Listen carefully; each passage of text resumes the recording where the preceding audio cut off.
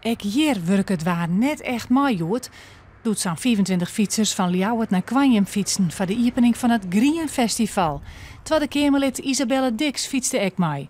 Ze harken daarna naar jonkheer Duco van Martena, die het festival officieel openen.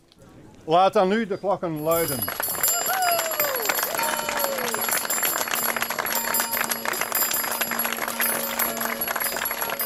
Kwanjem die had een prachtig Stinsenvlorenpark. En ja, het is hier eigenlijk een groene long.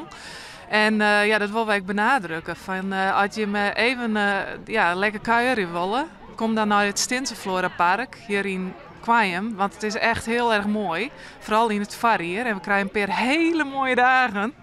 We krijgen het van Piet Paulusma. Dus ik zou zeggen op naar het Green Festival. Het Green Festival duurt het maar liefst 14 dagen. 14 dagen lang, dat komt door Staten en Stinsen. Die zei in 2018 willen we de Staten en Stinsen in de picture zetten. Dus wil je hem wel even programmeren, 2 weken. Nou, dat doet natuurlijk net iedere staat, maar we zijn wat streverig hier. Dus wij zijn naar de maatje weer gelijk dat er elke dag wel wat te beleven is. De organisatie hoopt dat ik een soort Ljouwertus het paard naar Kwanjem witte te vinden. Ze zijn een heel soort Ljouwertus die het geen weet hebben van dit plakje. Ik al spreekt het voor u op een zeker moment helemaal van zichzelf. Op een fiets via Dokkummeree, tot Ljouwertebos. Het kan eigenlijk net op. Het zijn hele leuke routes. We willen uitnodigend wezen.